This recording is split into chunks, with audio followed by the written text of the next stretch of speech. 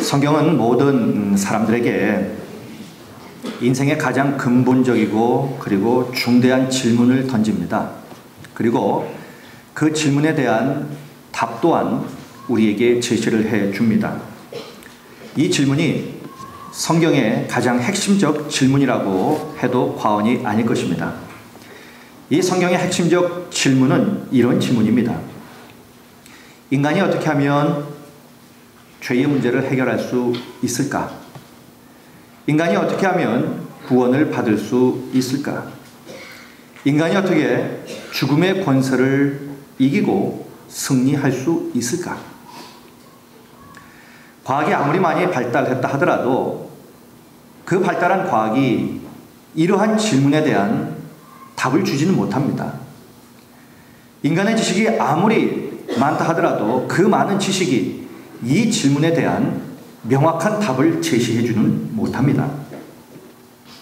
이 모든 문제를 풀 수 있는 유일한 답은 바로 십자가입니다.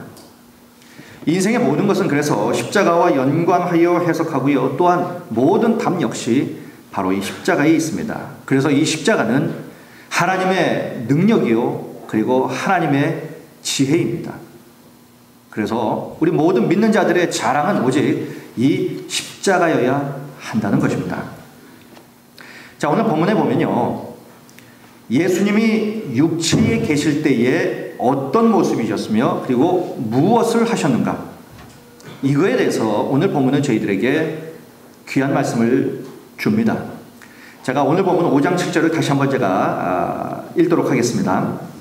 그는 육체에 계실 때에 자기를 죽음에서 능히 구원하실 이에게 심한 통곡과 눈물로 간구와 소원을 올렸고 그의 경건하심으로 말미암아 들으심을 얻었느니라.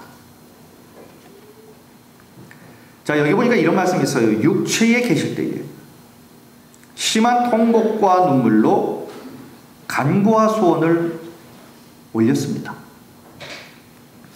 예수님은 동정녀 마리아의 몸에서 태어나셨습니다. 그리고 33년이라는 이 기간을 이 땅에서 육체의 몸을 가지고 사셨습니다. 자, 그런데 오늘 본문에 나오는 바로 이 육체로 계실 때에 라고 하는 이 말은 예수님의 33년의 이 땅에서의 삶 가운데에 도대체 언제를 말하는 그러한 때일까 하는 겁니다. 통상적으로 겟세마네 동산에서 기도하실 때라고들 합니다. 물론 우리 주님께서 겟세마네 동산에서 기도를 하셨습니다. 기도하실 때에 땀방울이 땅에 떨어지며 핏방울이 되는 것처럼 그렇게 기도를 하셨습니다. 오늘 본문에 나오는 말씀처럼 심한 통곡과 눈물로 간구와 소원을 올렸다. 이 말씀은 겟세마네 동산에서 우리 주님께서 그렇게 열정적으로 뜨겁게 기도를 하셨지만 이 심한 통곡 그리고 눈물 이것으로 간구와 소원을 올렸다라고 하는 이 표현을 보면 겟세마네 동산에서 기도하신 주님의 모습이라기보다는 십자가에 달리셨을 때의 우리의 주님의 모습을 지금 묘사하고 있는 그러한 내용이라고 보는 것이 더 타당할 것입니다. 따라서 이 오늘 본문은요, 십자가의 현장을 지금 우리에게 보여주고 있는 그러한 내용입니다. 자, 그렇다면 여기서 한 가지 질문이 있습니다. 그것은 뭐냐면 왜 이 히브리서를 쓴 사람은 우리 예수님께서 십자가에 달리셨을 때에 라고 이렇게 표현하지 아니하고 육체에 계실 때에 이렇게 표현을 했느냐 하는 겁니다. 이 히브리서 기자는 지금 우리에게 예수님의 육체를 지금 강조하고 있습니다. 단순히 십자가에 달렸다가 아니라 육체에 계셨을 때에 바로 이 육체를 강조하고 있는 겁니다. 다시 말씀드리면 이 십자가에 달리신 우리 주님의 육체는 우리와 똑같은 그러한 육체라는 거예요. 우리 주님의 육체는 우리와 똑같은 육체를 가지고 십자가에서 고통을 당하셨다는 것을 강조하기 위해서 지금 육체를 지금 말씀하고 있는 겁니다. 우리 주님께서 33년 동안 이 땅에 사실 때에 그분은 우리와 똑같은 육체를 가지고 사셨습니다. 찌르면 아픕니다. 때리면 피가 납니다. 배가 고프면 먹어야 합니다. 졸리면 자야 합니다. 우리와 똑같은 육체를 가지고 똑같은 고통을 당하고 똑같은 육체의 느낌을 갖고 계셨던 바로 그 주님. 그 주님이 바로 우리가 똑같은 육체를 가지고 지금 십자가에 달리셨다는 겁니다. 지금 이 육체, 이 예수님의 육체를 강조하기 위해서 지금 이 히브리서 기자는 십자가에 달리셨을 때에 이 말이 아니라 육체에 계셨을 때에 이 말을 지금 쓰고 있는 겁니다. 뿐만 아니라 성경을 우리가 가만히 보면 특별히 우리 예수님께서 십자가에서 당하신 이 고난, 이 순환을 기록한 그 내용들을 가만히 보면 십자가에 못 박히시는 예수님, 못 박히시는 예수님을 유독 성경은 강조합니다. 자, 왜 그럴까?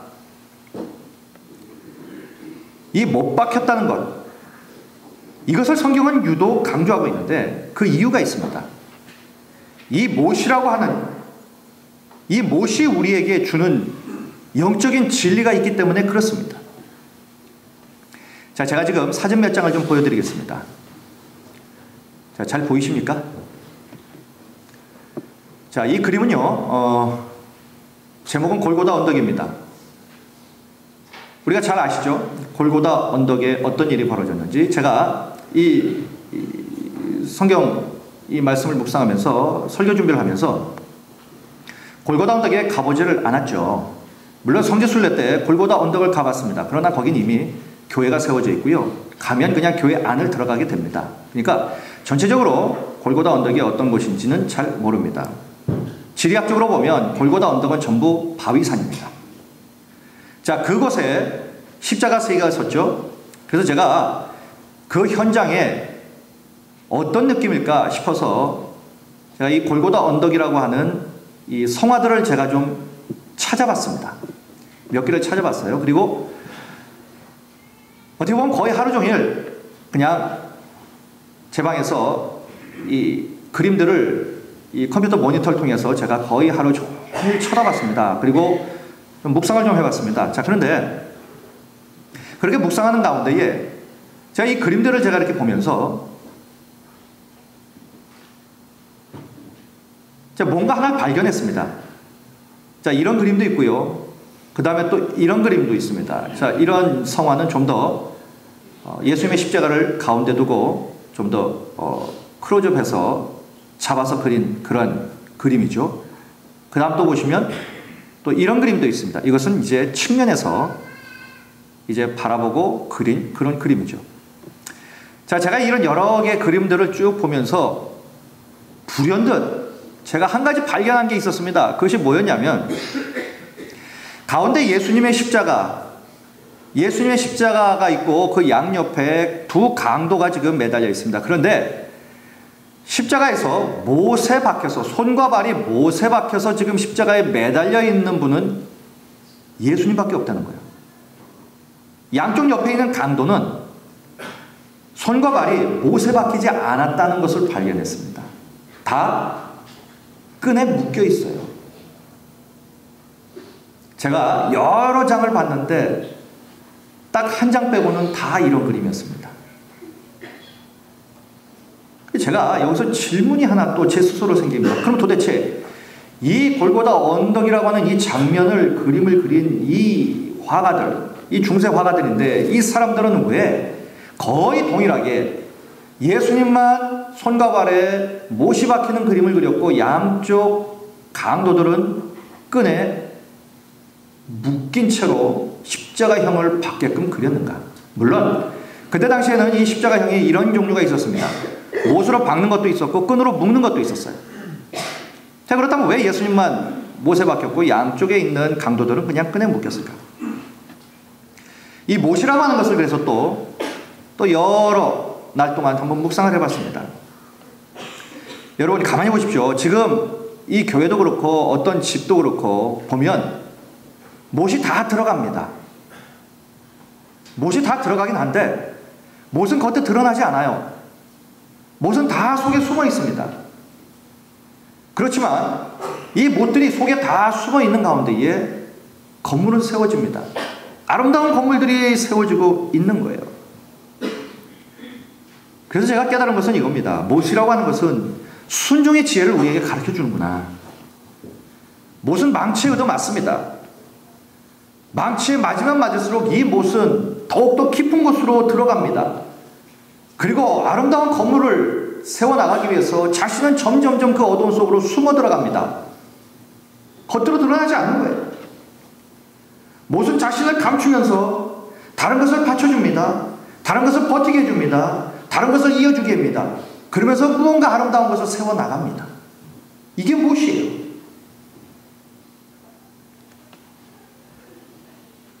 그러나 망치는 그렇지 않습니다. 망치는 힘과 권력을 상징합니다. 이 망치의 기능은 아무튼 때리는 거예요. 아무튼 두들겨 해야 됩니다. 망치를 든 사람은 망치를 내리치면서 희열을 느낍니다. 그 무서운 손으로 망치를 들고 내리칠 때마다, 못을 내리칠 때마다 못은 고통을 받습니다. 그럼에도 불구하고 못은 점점점 속으로 들어가며 어둠 속으로 들어가며 자기는 드러나지 않지만 그 무언가를 세워요. 아름다운 집을 세우고 세워나갑니다. 그래서 사람들은 못이 되기보다는 망치가 되고 싶어 합니다.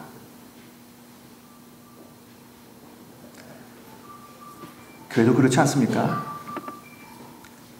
이 아름다운 주님의 몸 교회가 어떻게 세워집니까? 우리가 모셔야 됩니다. 우리가 모셔야 이 교회는 세워집니다. 겉으로 드러나지 아니하고 그 무언가의 교회 속에서 내 역할을 감당하면서 나는 드러나지 않지만 그러면서 교회는 세워지는 거예요. 그러나 사람들은 망치를 듭니다. 망치가 되기를 원해요. 망치를 휘두릅니다. 나도 때리고 남도 때립니다. 때려야 직성이 풀리는 사람들도 많아요. 그것은 세우는 것이 아니라 부시는 겁니다. 사람들은 그래서 못이 되기보다는 망치가 되고 싶어 합니다. 힘을 들고 권력을 들고 망치를 휘두르며 뭔가를 때리기를 원합니다.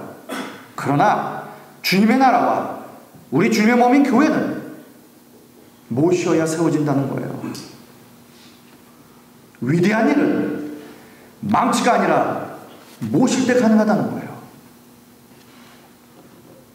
우리 예수님이 이 망치에 의해서 십자가에 못 박히셨습니다. 우리 주님은 일생을 모처럼 사셨어요. 망치에 얻어맞고 채찍으로 맞으면서 깊이 박히는 모처럼 사셨습니다. 그래서 아까 보신 그 그림들도 보면 예수님만 유독 못에 박힌 그림을 우리에게 보여줍니다. 우리 주님은 모처럼 사셨어요. 우리 주님은 단 한 번도 그의 손에 망치를 들어본 적이 없는 분이에요. 망치로 내리친 적도 없고 망치로 그 누군가를 상처 준 적도 없습니다. 우리 주님은 못이 되어서 망치에 얻어맞지만 그 못처럼 얻어맞았지만 그러므로 말미암아 교회가 세워지고 우리가 세워지고 하나님의 나라가 세워진 거예요. 우리 주님은 단 한 번도 당신의 손에 망치를 들어본 적이 없어요. 대신 우리 주님의 손에는 수건이 들려졌습니다. 그 수건으로 우리 주님은 인생의 무게에 짓눌려 사는 우리의 눈물을 닦아주세요. 또한 고통 중에 있는 우리의 땀방울을 닦아주십니다. 그리고 엎드려서 그 더러운 제자들의 발을 씻기시는 겸손함을 보이십니다. 이것이 우리 주님이에요. 못처럼 사셨던 우리 주님의 모습입니다. 그 예수님이 못에 박혀 우리의 영혼을 또한 떠받쳐 주고 있는 것입니다. 그분이 못에 박혔기에 우리가 지금 세워지고 있는 거예요. 우리의 인생이 지금 아름답게 지금 세워지고 있는 것입니다. 우리의 생명이 세워지고 있는 것이고요. 우리의 삶과 우리의 가정과 우리의 생업이 지금 세워지고 있는 겁니다. 지금도 우리가 이 자리에 있는 것, 우리의 주님의 손과 발에 못이 박혔기에 우리가 지금 이곳에 있는 것이고요. 우리가 지금 세워지고 있는 것입니다. 우리의 고통스러운 그런 인생길에서 버틸 수 있도록 우리들을 도와주고 있는 그 주님이 되셨다는 거예요. 우리가 깨달든 못 깨달든, 우리가 알든 모르든 우리의 삶엔 십자가에 못 박히신 못과 같은 인생을 사신 우리 주님이 계셨기에 오늘도 우리가 지금 이 자리에 있는 겁니다. 우리 예수님은 하나님의 아들입니다. 하지만 우리를 죄와 사망에서 구원하시기 위해서 인생들의 아픔과 고통과 무게와 슬픔 중에도 승리의 감격을 맛보게 하기 위해서 십자가에서 모진 고통을 친히 감당하셨어요. 이것이 우리 주님께서 십자가에 못 박히신 이유요, 오늘 본문의 말씀처럼 십자가 위에서 통곡과 눈물로 간구와 소원을 올린 이유입니다. 사랑하는 성도 여러분, 우리가 너무나도 잘 아시다시피 십자가의 고난이 없이는 부활의 영광이 있을 수 없습니다. 그 측량할 수 없는 십자가의 고통을 우리 주님은 기도하심으로 견디셨어요. 그러기에 골짜기를 뒤덮는 그 심한 통곡과 눈물로, 그리고 심령 깊숙한 눈물로 그 모진 십자가의 고통을 견디신 주님을 생각하면서, 그 주님을 묵상을 하면서 오늘 종려 순환주일입니다. 이제 내일부터 고난주간 한 주간을 저희들이 보냅니다. 이번 고난주간 동안 우리 모두가 기도의 최선을 다하시면서 그 주님을 묵상하며 이번 고난주간을 저희들이 좀 보냈으면 좋겠습니다. 히브리서 4장 16절의 말씀에 이런 말씀이 있습니다. 그러므로 우리는 긍휼하심을 받고 때를 따라 돕는 은혜를 얻기 위하여 은혜의 보좌 앞에 담대히 나아갈 것이니라. 이 말씀처럼 은혜의 보좌 앞에 나와 엎드리는 자들에게 하나님은 넘치는 풍성한 은혜를 우리에게 주실 줄로 믿습니다. 뿐만 아니라 오늘 우리가 안고 있는 문제가 어떤 문제이든 해결해 주시는 기쁨 또한 우리가 맛보게 하실 줄로 믿습니다. 자, 내일부터 이제 고난주간 특별 새벽 기도회가 시작이 됩니다. 자, 오늘 주보 안에 보시면 별지가 있죠. 그 별지를 한번 펼쳐보십시오. 여기 보면 이제 일주일 동안 월요일서부터 토요일까지 주간 기관이 있습니다. 그리고 순서 맡으신 분들이 인쇄되어 있습니다. 그리고 특별히 본문 말씀을 다 인쇄해드렸습니다. 그리고 그 위에 보시면 이번 고난주간의 특별 새벽기도의 주제가 있습니다. 예수의 흔적을 지니고 있는가. 이번 고난주간 특별 새벽기도를 통해서 우리에게도 한두 가지 예수의 흔적이 좀 있었으면 좋겠다 하는 바람으로 이번 고난주간을 좀 보내기를 원합니다. 이제 매일 순서 담당하시는 분 기관이 있습니다. 제가 부탁드립니다. 순서 맡은 날만 나오지 마시고 이번 고난주간만이라도 매일 기도로 주님의 십자가의 현장에 함께 했으면 좋겠습니다. 제자들은 우리 주님께서 십자가에 달리신 그 십자가의 현장에 없었습니다. 그런 제자 안 되었으면 좋겠습니다. 힘든 일이지만 적어도 새벽기도 하는 것이 쉽지 않지만 1년에 단 한 번도 내가 새벽기도 하지 않는 사람이지만 적어도 고난주간만큼은 우리가 기도하면서 주님의 그 십자가의 자리에 우리도 함께 했으면 좋겠습니다. 제자들처럼 주님만 놔두고 도망가는 그런 제자들이 아니기를 원합니다. 이번 한 주간 부탁드립니다. 놀러 가시는 것도 좀 상받을 마시고요. 특별히 교회 절기상 고난주간, 부활주일, 이때가 가장 중요한 때입니다. 이때가 교회 1년 절기 중 가장 중요한 때입니다. 이때는 우리가 예배의 자리에, 기도의 자리에 있어야 하지 않겠습니까? 그리스도인들은 교회 절기를 따라 사는 사람들이에요. 세상의 스케줄이 나를 움직이는 것 이전에 그리스도인들은 교회 절기를 따라 사는 사람들입니다. 그러기에 지금이 1년 중 가장 중요한 절기의 때입니다. 그러기에 우리는 예배와 기도의 자리에 꼭 있어야 합니다.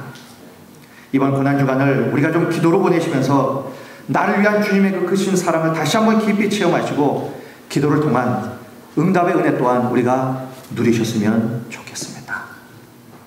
바로 이러한 은혜를 우리 모두에게 우리 주님께서 베푸시기 위해서 또 우리 주님은 오늘 이 자리에 우리에게 귀한 식탁을, 거룩한 식탁을 우리에게 마련해 주시고 우리를 오늘 이 자리에 또한 부르십니다. 그리고 대속의 은총을 상징하는 주님의 살과 피를 나누면서 주님과의 깊은 교제 안에서 참된 샬롬을 경험토록 하십니다. 자, 그래서 문제가 있는 분들에게는 문제 해결의 은혜가, 몸이 아프신 분들에게는 치유의 은혜가, 슬픔 중에 있는 분들에게는 기쁨의 은혜가, 고통 중에 있는 분들에게는 평강의 은혜가, 낙심 중에 있는 분들에게는 소망의 은혜가 넘치시기를 주님의 이름으로 간절히 축원드리겠습니다.